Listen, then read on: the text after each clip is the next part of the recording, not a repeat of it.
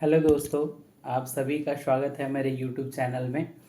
और बहुत दिनों के बाद मैं यह वीडियो बना रहा हूँ। स्वास्थ्य थोड़ा अनुकूल नहीं था और काफ़ी सारे कार्य होने की वजह से मैं आप सभी से रूबरू नहीं हो पा रहा था, जिसके लिए मैं क्षमा प्रार्थी हूँ। और अभी थोड़ा सा समय मिला है, इसलिए मैं आप सभी के सामने उपस्थित हुआ हूँ। और मैं अपने आत्मकथा या राम कहानी भाग 10 लेकर के आप सभी के सामने हूँ।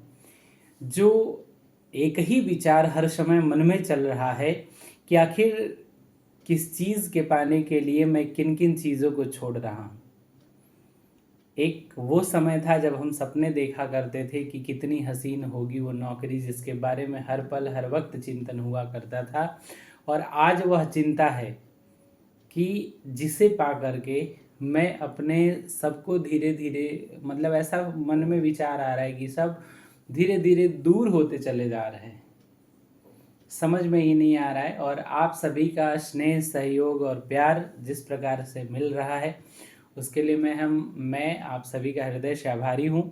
और राम कहानी भाग 9 यानी 1 से 9 तक जितने भी पार्ट बने, उसमें आप सभी का जिस तरीके से प्यार, सहयोग और साथ मिला, आपके कमेंट मिले, आपका रिव्यू, फीडबैक मिला, इवन फ़ोन करके लोगों ने बताया कि ऐसे नहीं, ऐसे ये नहीं वो, तो उन सबको देख करके, जान करके, सुन करके बड़ा अच्छा लगा। उसमें हमारे प्रिय हैं, उन्होंने ये बताया कि आत्मकथा नाम को परिवर्तन करके और उसको राम कहानी कर दीजिए।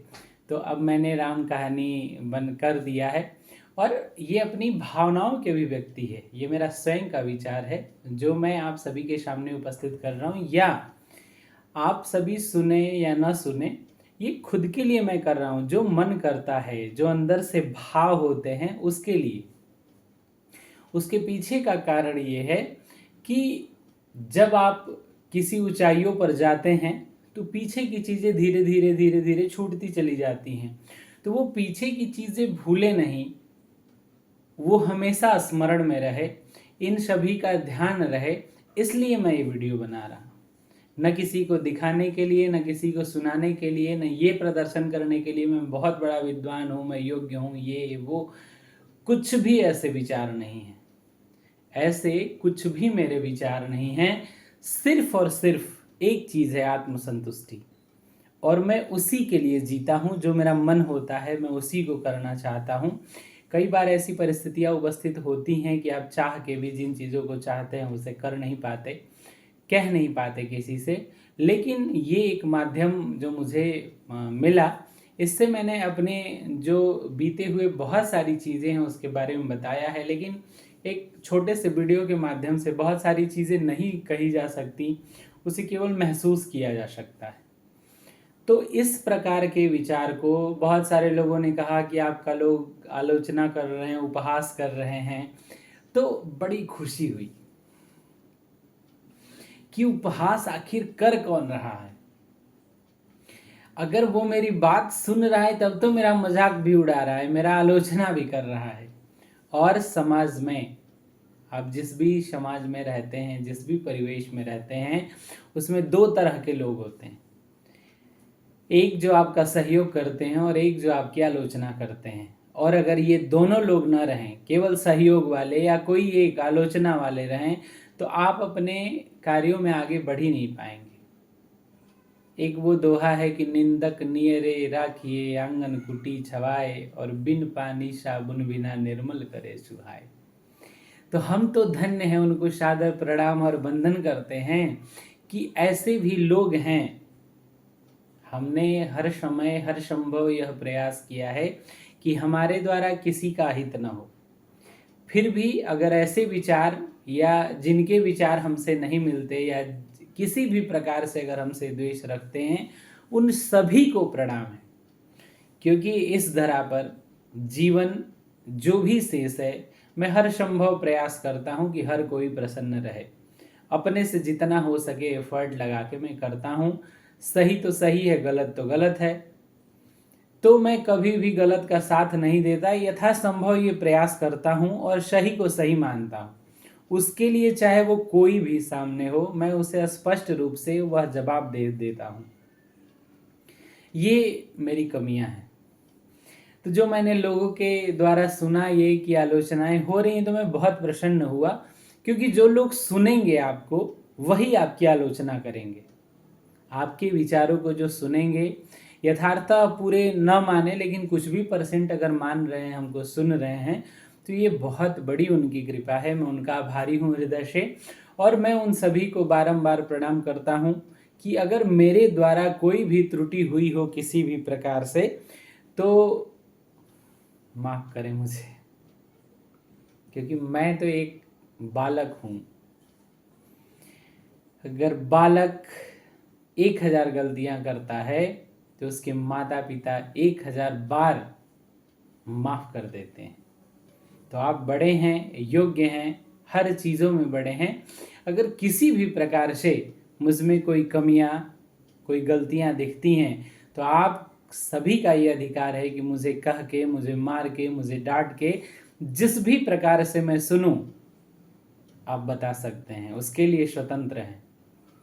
मैं थोड़ा सा स्वाभिमानी व्यक्ति हूँ कि मुझे हर तरीके से आप समझा लीजिए, गलत को गलत है तो मैं तुरंत उसे स्वीकार कर लूँगा।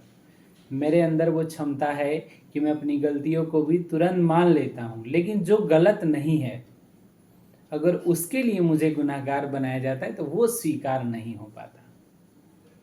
इसलिए मेरे प्यारे दोस्तों, जो सही है वो सही है। जिस भी प्रकार से आप सभी मेरा सहयोग कर रहे हैं मैं उसके लिए आभारी हूँ। विगत कुछ दिनों से मतलब जो ऊहापोह की स्थिति रही वो ये रही कि मेरी पत्नी गई हुई है मायके, और ठाकुर जी दुर्गा मैया की कृपा से मुझे मेरे घर में लक्ष्मी माँ पधारी हुई हैं। पिता बनने का सौभाग्य मिला है।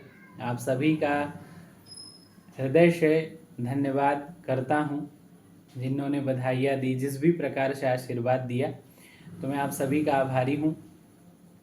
अच्छा लग रहा है, पता नहीं क्यों। अब ये पिता बनने का क्या है कुछ समझ में नहीं आता। अभी भी मैं चाहता हूँ कि बचपन में ही जीऊँ, लेकिन वो जो समय का चक्र है बहुत तेज़ी से बढ़ता चला जा रहा है, और हम और आप उसे चाह करके भी समेट नहीं सकते। मैं काफ़ी सारे प्रसंग, काफ़ी सारे दृष्टांतों को देखता रहता हूँ, सुनता रहता हूँ, समझता रहता हूँ और आत्मसात करता रहता हूँ। ये विचार करता हूँ कि आखिर क्या है ये। तो ज़िंदगी को समझने का प्रयास कर रहा हूँ कि आखिर ये ज़िंदगी है क्या, किस प्रकार चल रही है, कैसे चल रही है। कभी कभी मन व्यथित हो जाता है। आज का जो परिवेश है, जो समय है, इसमें जितने सारे मित्र थे वो सब कहीं ना कहीं पोस्टेड हो गए हैं। तो सबके पास समय अभाव है, या यूँ कह लीजिए कि सब अपने अपने निज जीवन में व्यस्त हैं। कभी समय मिलता है तो बातचीत हो जाती है, मुलाकात तो बहुत कम हो गया है, वर्षों हो गए। लेकिन कभी कभी अगर बनारस जाना होता है, कोई आया है संयोग से, तो मुलाकात भी हो जाती है। तो ऐसी स्थितियां बनती चली जा रही हैं कि जो न चाह के भी जीवन में होता चला जा रहा है। कभी जीवन में इन चीज़ों की कल्पना नहीं किए थे। जीवन में कभी ऐसी हम कल्पना नहीं किए थे कि ऐसा भी वक्त आएगा कि हम चाहेंगे कुछ और होगा कुछ और ऐसी स्थितियां अब उत्पन्न हो रही हैं कि हम यहाँ से कभी प्लान करके जाते हैं कि जा रहे हैं तो इनसे मिलेंगे, उनसे मिलेंगे, लेकिन जाने के बाद की स्थितियां ऐसी हो जाती हैं कि सबसे मिलना मुश्किल होता चला जा रहा है। और फिर जब तक आने का समय हो जाता है, फिर समझ में ही नहीं आता कि हम क्यों गए और क्यों आए। इस बार मैं आ रहा था तो गांव पे 2-3 दिन रुका था, तब तक पता चला कि एडी सर का दौरा है। तो अब मैं इतना दूर गांव है कि वहाँ से अगर चाहें तो तत्काल आ भी नहीं सकते, तो हालत ख़राब हो गई। फिर हमने कहा कि जो भगवान होगा वो देखेंगे। हाय हाय करके मरने से बेहतर है कि भैया जो हो वो होगा। फिर मैं अगले दिन, चौथे दिन निकल आया, तो पिताजी ये बात कह रहे थे कि जब तुम गांव आते हो तब तब किसी न किसी अधिकारी का दौरा पड़ जाता है, दौरा हो जाता है।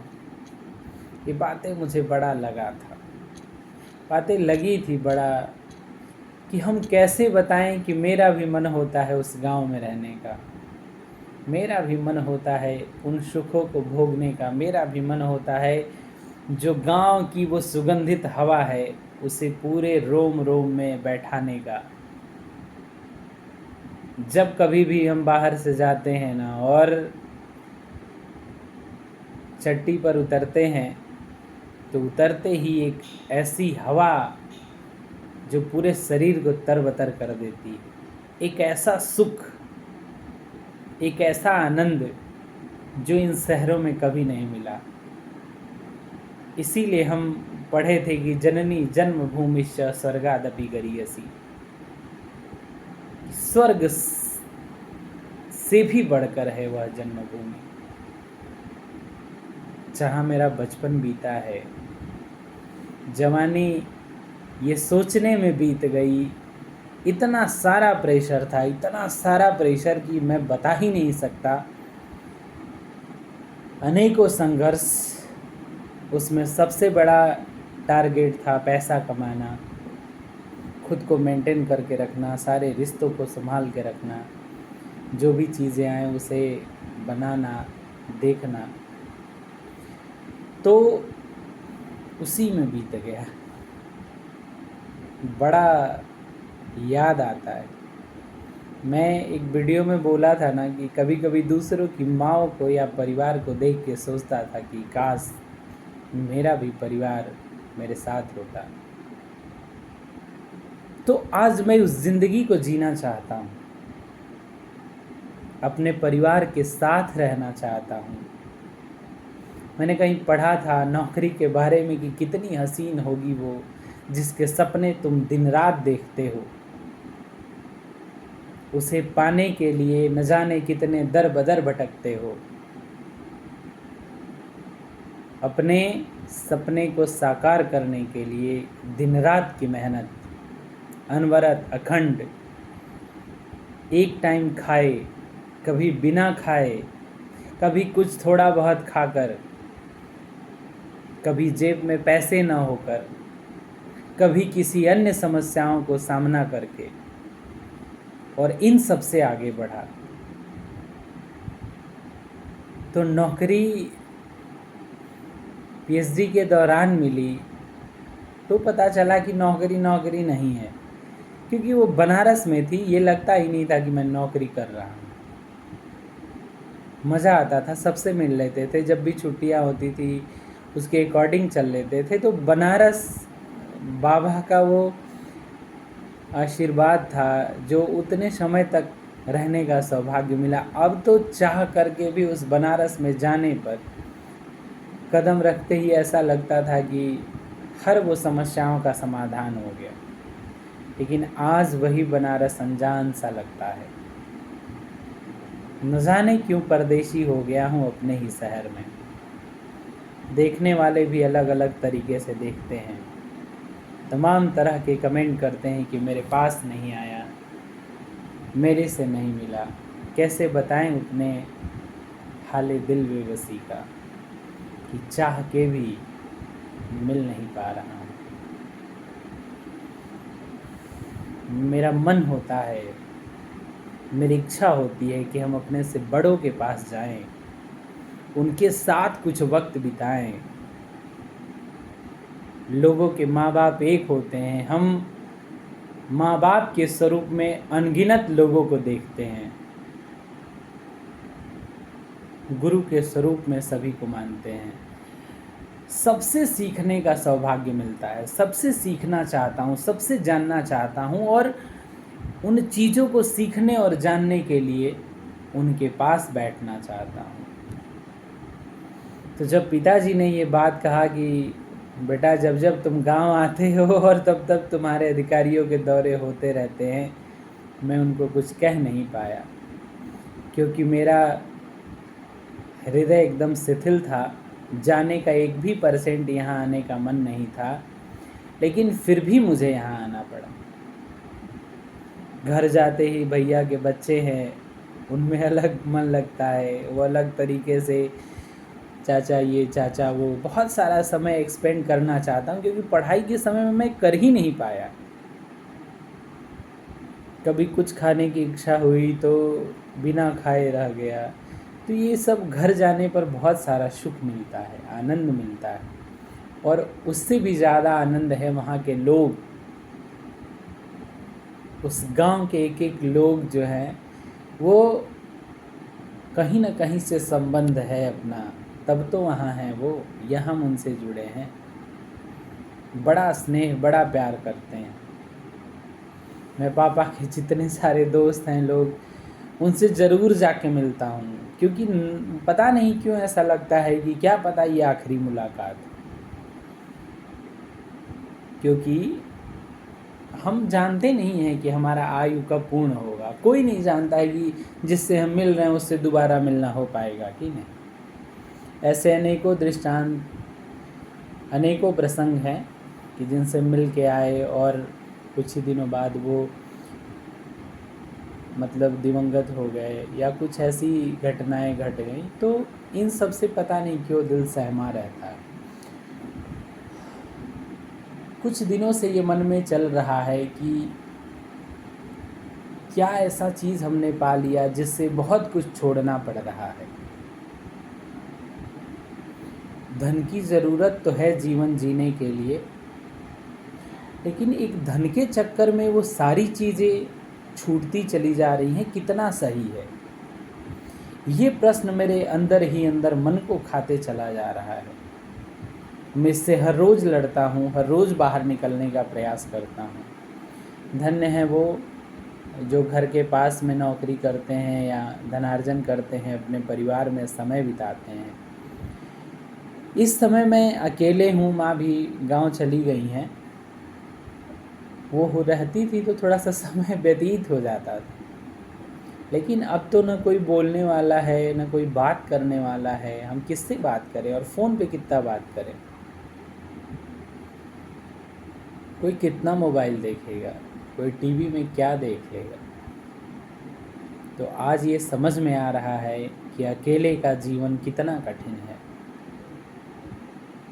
मगर फिर भी न्यूक्लियर फैमिली को बढ़ावा मिल रहा है। लोग हस्बैंड और वाइफ, बच्चे बस यही जीना चाहते हैं। मुझे ऐसा नहीं चाहिए। मुझे परिवार चाहिए जिनके बीच में मैं रह सकूं, उनका सुख दुख बांट सकूं, कभी कोई कष्ट आए तो वहाँ खड़ा हो सकूं। ऐसे धन का मुझे कोई औचित्य या सार नहीं दिख रहा, मुझे लाभ नहीं दिख रहा। मेरा मन बहुत व्यथित है। मैं अभी भी बहुत प्रयास कर रहा हूँ, अनवरत लगा हुआ हूँ कि कहीं ना कहीं अपने पास, घर के आसपास हो जाए, या कुछ ऐसी विचार चल रहे हैं ऐसे मन में। तो ये मेरे मन की व्यथा है, जो मैं सोच रहा हूँ, जो मेरे मन में सवाल उठ रहे हैं, वो कितने सही हैं कितने गलत हैं ये नहीं मैं जानता। लेकिन मेरे समझ में ये आ रहा है कि जिसे पाने के लिए मैंने आधी उम्र बिता दी, उसके पाने के बाद भी वो खुशी नहीं है। कैसी है ये ज़िंदगी, समझ में नहीं आता। ठाकुर जी की कृपा है, सब चल रहा है अच्छे से, सब हो रहा है अच्छे से। कोई भी कष्ट नहीं है, कोई भी दुख नहीं है किसी भी प्रकार का। लेकिन ये मन में हमेशा प्रश्न बना रह रहा है कि कभी माता पिता के साथ ऐसा उतना संयोग नहीं हो पाता कि उतना दिन तक रहे, हम उनके साथ जिए। यही नौकरी के चक्कर में इधर उधर रहना पड़ रहा है। फिर भी इन सभी बातों के बाद मैंने राम कहानी भाग 10 जो आप सभी के सामने इन्हीं विचारों को लेकर के आया हूँ। और आप सभी जितने ये श्रोतागण हैं, जितने लोग मेरे दोस्त मित्र यार हैं, सुन रहे हैं, आप सभी से एक ही निवेदन है, क्योंकि हम संस्कृत प्रेमी हैं, तो संस्कृत का मतलब ये है संस्कार, भाव में हो, विचारों में हो, व्यवहारों में हो, किसी भी प्रकार से किसी को कष्ट न पहुँचे। और विशेषकर जो आजकल की परिस्थितियां हैं, मैं कई सारे दृष्टांत सुना जो अभी हाल का है। एक हरियाणा के कोई हैं जो वृद्धाश्रम चला रहे हैं, उनके मैं उसको सुन रहा था लाइव, तो उसमें उन्होंने अनेकों दृष्टांत बताए कि एक माँ बाप 2 बच्चों को पाल के बड़ा कर दिए और बच्चे बड़े होकर के अच्छा कमाने लगे और उनके बुढ़ापे में उनका सहारा नहीं बने। वो ला करके दोनों वृद्धाश्रम में माँ बाप को छोड़ गए। क्यों? क्या कारण है ऐसा? तो इन सब चीज़ों को सुनने के बाद हृदय बड़ा द्रवित हो जाता है। एक आर्मी के थे, रिटायर्ड मेजर थे, सूबेदार मेजर से रिटायर थे, और किसी कारण बस मानसिक अस्वस्थता हो गई। तो मानसिक अस्वस्थता होने के बाद उनको ऑपरेशन वगैरह हुआ ब्रेन का, लेकिन सुधार नहीं हो पाया। तो एक ही बेटा था, वो उनको संभाल नहीं पा रहा, तो इसके लिए उसने वृद्धाश्रम में ला करके छोड़ दिया। वृद्धाश्रम वालों ने जब मना किया कि हमारे पास सीटें फुल हैं, हम नहीं ले सकते, तब वह बच्चा ले करके वापस गया और अगले दिन फ़ोन करके वृद्धाश्रम के मैनेजर को यह बात बताया कि आपने मेरे पिताजी को नहीं रखा, मैंने उपाय ढूंढ लिया है। तो उन्होंने पूछा कि क्या? तो उसने बताया कि मैं अपने पिताजी को हरिद्वार जाने वाली ट्रेन में बैठा दिया और मैं वापस घर चला आया हूँ। सोच के देखिए कि कैसे पुत्र हैं ये, क्या होगा इनका, जो पिता को असहाय रूप में किसी और ट्रेन में जब उनकी मानसिक स्थितियां ठीक नहीं है बैठा दिए, कितना पिता वह स्वस्थ हो पाएगा, कहाँ जाएगा इसका भी विचार नहीं किया। जिसने इस धरा पर आपको लाया, पाल पोस के बड़ा किया, अनेकों दुख और कष्ट सहे, उसके लिए आपके भाव, आपके विचार इस प्रकार सद्गति नहीं होगी। और एक बात ज़रूर ध्यान रखिएगा कि अगर बोया पेड़ बबूल का तो आम कहाँ से होए।